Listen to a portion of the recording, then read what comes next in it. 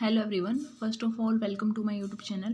In this video we will discuss about relationship between electrical energy and chemical energy and हम discuss करेंगे calomel electrode.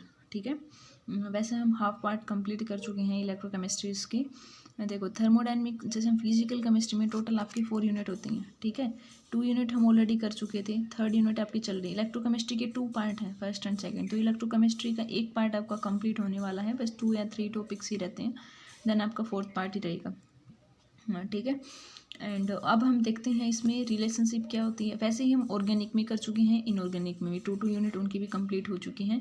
And very soon we will start a new series और inorganic. जो GOCs की जो हमारी series अभी complete नहीं हुई थी उसको हम कंटिन्यू करेंगे अब. ठीक है.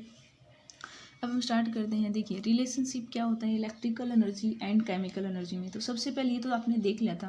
देखो इलेक्ट्रिकल एनर्जी कैसे आपकी हम देखते हैं कि कोई भी सेल में आपका प्रोड्यूस, तो उसको कैसे डिफाइन करोगे इलेक्ट्रिकल एनर्जी को. अगर आपको डिफाइन करना हो तो कितनी क्वांटिटी इलेक्ट्रिसिटी की पास हो रही है, कोई भी आपकी सेल है उसमें से कितनी इलेक्ट्रिसिटी क्वांटिटी मतलब पास हो रही है इलेक्ट्रिसिटी उस सेल में से, तो उसको अगर डिफाइन करना हो आपको तो आप कैसे डिफाइन करोगे. इलेक्ट्रिकल एनर्जी वो किसके इक्वल हो जाएगी, कितनी है आपकी क्वांटिटी, कितनी है आपकी इनटू में उसकी ईएमएफ इलेक्ट्रोमोटिव फोर्स होता है. ठीक है. मान लिया आपने कि अगर 1 मोल इलेक्ट्रॉन ट्रांसफर हो रहा है सेल रिएक्शंस में, तो हम बोल देते हैं 1 ग्राम इक्विवेलेंट आयन डिपॉजिट होगा. तो कितनी क्वांटिटी ऑफ इलेक्ट्रिसिटी फ्लो कर रही है सेल में से, तो हम आपने बताया होगा 1 फैराडे की इक्वल जो 96,500 गुलाम की जो इक्वल होता है. N mole of electron transfer हो रहे हैं किसी सेल रिएक्शन, तो उसके लिए सिंपल रिएक्शन है. जैसे फॉर एग्जाम्पल आपके पास कोई रिएक्शन है जिंक प्लस कोप, जैसे 2 पॉजिटिव, ये रिएक्शन हो गया आपके जैसे कॉपर में यहाँ पे. तो यहाँ पे एन की वैल्यू क्या होगी, इसने 2 पॉजिटिव से 2 इलेक्ट्रॉन गेन करके कॉपर में कन्वर्ट हो गया ना, तो एन की वैल्यू यहाँ पे 2 होगी. और इलेक्ट्रिकल एनर्जी जो ये उसकी वैल्यू होती है n F into E cell, n F E होता है. ठीक है. इस पर न्यूमेरिकल भी आ जाते हैं कई बार. एन आपको रिएक्शन से पता चल जाएगा कितने नंबर ऑफ इलेक्ट्रॉन, जैसे यहाँ पे एन की वैल्यू 2 है. एफ फैराडे कांस्टेंट 96,500 गुलाम. ई सेल आप निकाल लोगे. ठीक है.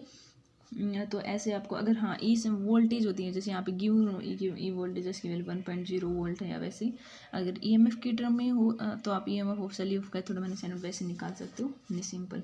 अब आपको इलेक्ट्रिकल एनर्जी और केमिकल एनर्जी में डिफरेंस, तो उसके लिए आपको ये देखना पड़ेगा कि उसमें है ना जो गिब्स हमारा साइंटिस्ट था एक हेल्मटोज, उन्होंने क्या देखा था कि जो इलेक्ट्रिकल एनर्जी जब प्रोड्यूस होती है ना, कोई भी आप रिवर्सिबल सेल ले रहे हो, तो वो किसके इक्वल मिली थी, वो डिक्रीज कितनी हो रही है आपकी फ्री एनर्जी जो डेल जी होती है ना, वो कितनी डिक्रीज हो रही है, उससे अकम्पनी करती है सेल की रिएक्शंस. तो उन्होंने क्या पाया था कि जो डेल जी है ना वो इक्वल आया था आपके पास N F into E cell के. ठीक है. और आपने एक देखा होगा, हमने थर्मोडाइनमिक्स में भी देखा था आपका गिब्स हेल्मटोज इक्वेशन क्या होती है, del G is equal to del S plus T into ये होता है कर्ल आपका डेल जी बाई आपका curl T at constant pressure पे. ये गिब्स हेल्मटोज इक्वेशंस होती है जो relation del G del S का प्लस टी कर्ल का मतलब है आप चेंज कितनी. ठीक है. डिफ्रेंशिएशन कर रहे हो, जैसे डी बाई डी टी करते हैं ना, वैसे डेल जी मतलब चेंज इन फ्री एनर्जी. ठीक है. तो अब सब्सिट्यूट करते हैं हम डेल जी की वैल्यू, जो डेल जी की वैल्यू ये वाली यहाँ पुट कर दें तो क्या आ जाएगा आपके पास N F E equal to आपका आ गया डेल एच प्लस में टी कर यहाँ पे आ गया कर्ल टी. यहाँ डेल जी की वैल्यू हमने क्या पुट कर दी माइनस एन एफ ई. ठीक है. ये हो गया एट कॉन्स्टेंट प्रेशर्स के ऊपर. ठीक है. अब आप इसको अंदर मल्टीप्लाई करना चाहते हो, देखो यहाँ पे क्या आ जाएगा आपके पास N F E cell equal to, अगर नेगेटिव क्वेश्चन ये पॉजिटिव नेगेटिव सेंट तो ये आपका हो गया माइनस डेल एच प्लस में इसको अंदर माइनस, अगर इस सेल लेके माइनस माइनस प्लस हो जाएगा, तो यहाँ पे T into curl by curl T. तो यहाँ पे क्या आ गया टी एन एफ का आपका क्या है कॉन्स्टेंट, अंदर क्या बचा term curly by curl T, क्योंकि एन नंबर ऑफ मोल ये भी कॉन्स्टेंट फैराडे कॉन्स्टेंट और एट कॉन्स्टेंट प्रेशर्स के ऊपर. ठीक है. अगर हम क्या करें एन एफ से इस पूरी इक्वेशंस को डिवाइड कर दें, ठीक है, तो क्या आ जाएगा आपके पास ए की वैल्यू आपको निकालनी है, तो यह क्या आ गया minus del H by n F plus में अगर एन एफ से डिवाइड करें तो एन एफ कट जाएगा, यहाँ पे क्या बचेगा ओनली टी और इंटू यहाँ क्या बच गया curl E by curl T at constant pressures पे. ठीक है. तो ये इक्वेशंस जैसे थर्ड वाले थे, ये आपकी इक्वेशन क्या इंडिकेट करे कितनी इलेक्ट्रिकल एनर्जी प्रोड्यूस्ड हो रही है, वो इक्वल टू किसके है लेस देन हो सकती है जो भी एंथैल्पी का कितना चेंज हो रहा है, क्योंकि इस साइन के ऊपर डिपेंड करेगा ना, जो कर्ली बाई कर्ल टी है ना इस साइन के ऊपर. टेम्परेचर कोफिशिएंट भी बोलते हैं इसको, डिफाइन कई बार पूछ रहे टेम्परेचर कोफिशिएंट, तो इस टर्म को टेम्परेचर कोफिशिएंट बोलेंगे. अब इसकी 3 वैल्यूज हो सकती हैं, जो एक टर्म है आपके पास curly by curl T at constant pressure, इसका साइन या तो एक्सट्रीमली स्मॉल हो जब हमने देखा था डैनियल सेल के केस में, तो इलेक्ट्रिकल एनर्जी प्रोड्यूस्ड हो जाएगी वो एंथैल्पी चेंज के इक्वल। इलेक्ट्रिकल एनर्जी एंथैल्पी ये बिल्कुल स्मॉल होगा तो इसको हम नेगलेक्ट कर देंगे, तो इलेक्ट्रिकल एनर्जी एंथैल्पी चेंज के इक्वल आ जाएगा। जब ये आपके स्मॉल है तो इलेक्ट्रिकल एनर्जी इक्वल टू आ जाएगी एंथैल्पी चेंज के। ठीक है, पहली कंडीशन। दूसरी कंडीशन क्या है, ये इसकी वैल्यू पॉजिटिव हो, इसका अमाउंट ज़्यादा, तो इलेक्ट्रिकल एनर्जी जो प्रोड्यूस्ड होएगी ना वो ज़्यादा हो जाएगी, जो भी heat of reaction constant pressures के ऊपर, क्योंकि जो एडिशनल एनर्जी है वो इसमें ऑब्जर्व होगी ना सराउंडिंग से, इसलिए। अगर इसकी वैल्यू थर्ड क्या हो सकती है, नेगेटिव हो सकती है आपके पास, तो इलेक्ट्रिकल एनर्जी कम प्रोड्यूस होगी, हीट ऑफ रिएक्शन कांस्टेंट, क्योंकि वहाँ पे डिफरेंस जो हीट का सराउंडिंग से हो रहा है। तो अगर नेगेटिव है तब क्या होगा, पॉजिटिव, और जीरो मतलब स्मॉल पे क्या होगा, तीनों केस हम देख सकते हैं। तो थर्मोडायनेमिक्स और ईएमएफ का क्या होगा ये हमें पता चल गया। डेल जी और ईएमएफ में क्या रिलेशन है आपका, है del G is equal to minus n into F E. ठीक है, अभी इस इक्वेशन को हमने यहाँ से कंपेयर भी कर लिया, तो यहाँ पे डेल एच की वैल्यू करो तो डेल एच की वैल्यू क्या आएगी।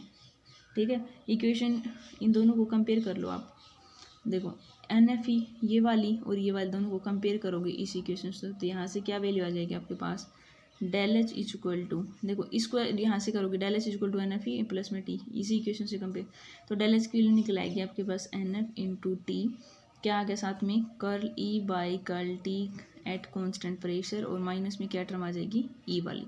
ठीक है, तो यहाँ से हमने डेल एच की वैल्यू निकाली है, इसको अंदर मल्टीप्लाई ये आ गया, तो एंथैल्पी चेंज भी हमने बता दिया कितना आ रहा है। और ये आप दोनों का चेंज निकालना हो तो ये आपने देखा होगा equation del G is equal to del H minus T del S होता है। ठीक है, तो अगर आप del G minus del H का डिफरेंस करोगे तो क्या हो जाएगा, टी इंटू डेल एस हो जाएगा। ठीक है, अब ये आपको पता है कि जो एंट्रोपी होती है वो क्या होती है, डी क्यू बाई टी होती है। सिंपल एंट्रोपी आपने देखा होगा वो डी क्यू बाई टी होती है कि इतनी हीट रिवर्सिबल चेंज। यहाँ पे आपकी एनर्जी है तो हम क्या कर सकते हैं, del G minus del H को टी इंटू में कर, डेल एच की जगह हम यहाँ पे फ्री एनर्जी के टर्म में लिखना चाहें तो वो डेल जी बाई टी कर सकते हैं एट कॉन्स्टेंट प्रेशर। और डेल जी की वैल्यू क्या है आपके पास, एन एफ ई, वो यहाँ पुट कर दो आप, सिंपल ही है, del G minus del H is equal to T into curl by curl T minus N F into में ई एट कॉन्स्टेंट प्रेशर।